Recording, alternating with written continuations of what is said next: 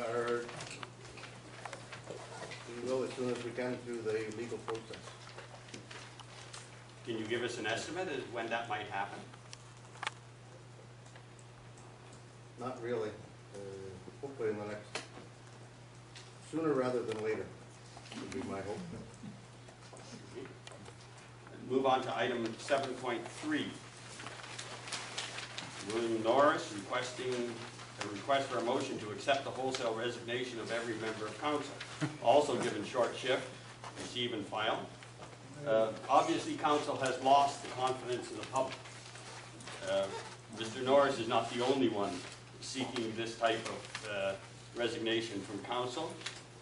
Is it council's intention to continue to ignore the public, or are they willing to either roll back some of the decisions that they've made that have caused them to lose this confidence of the public, or to resign? Call an election. I guess I can answer that. They've received and filed that report. I'd like to hear council's input in terms of whether they intend to ignore the public. Anyone willing to speak to that?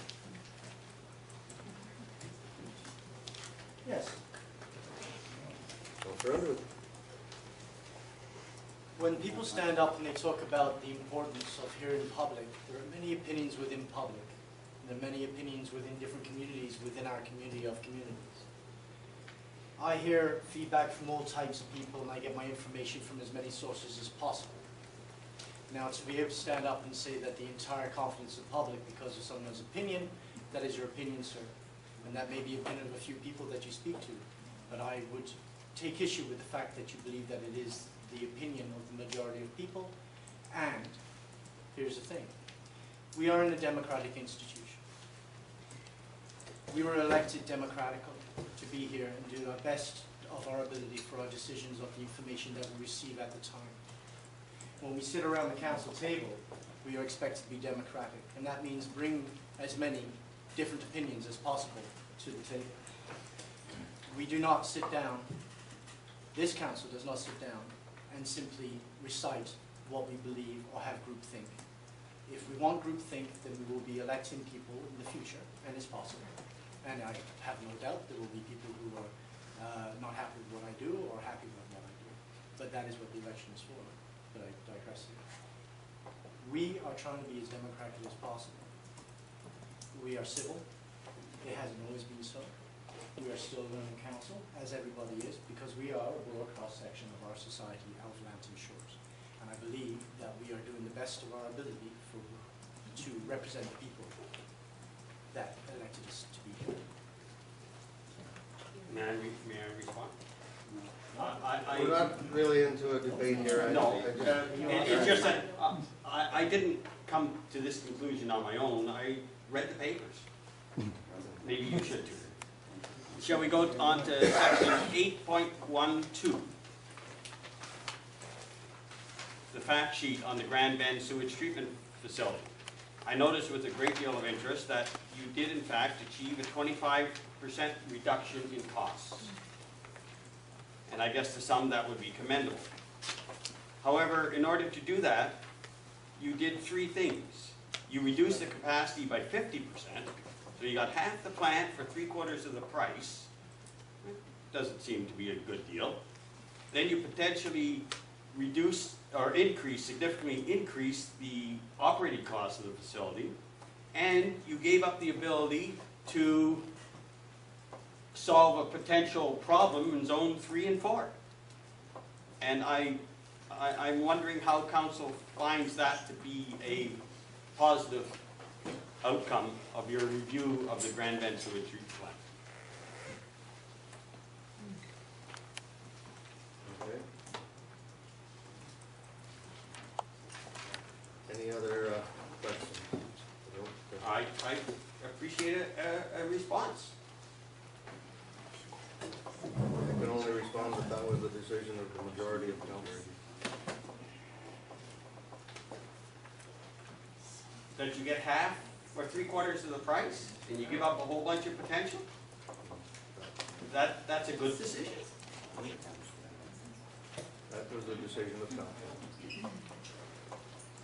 there must be some people on council that thought it was a good decision. I'd like to hear from them. We're not, this section that's is right. not really a debate.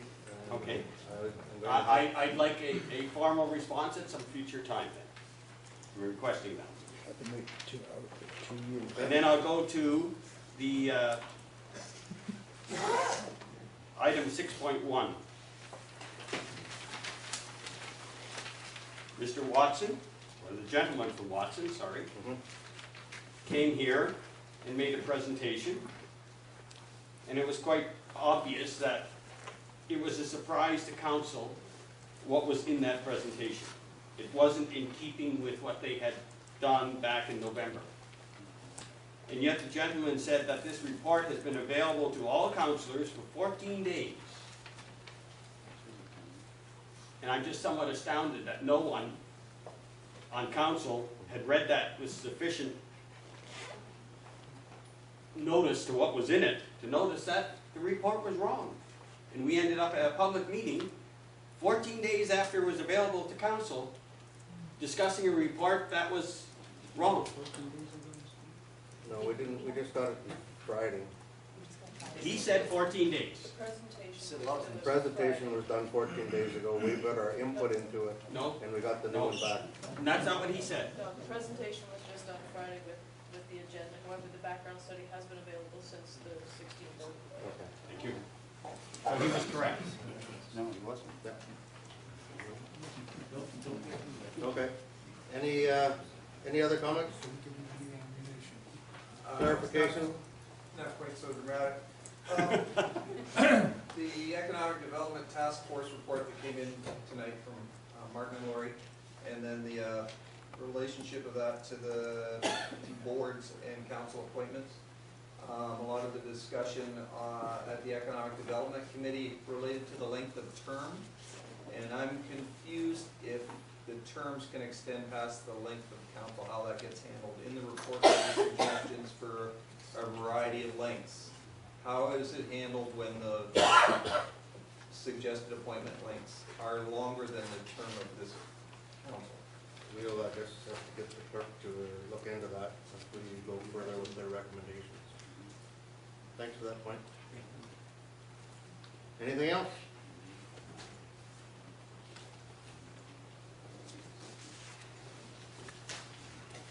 Seeing no other comments, we do have, we never got through all of the in-camera items in our time allotted. So we will be, take a couple-minute break and we'll do in-camera. Thank you.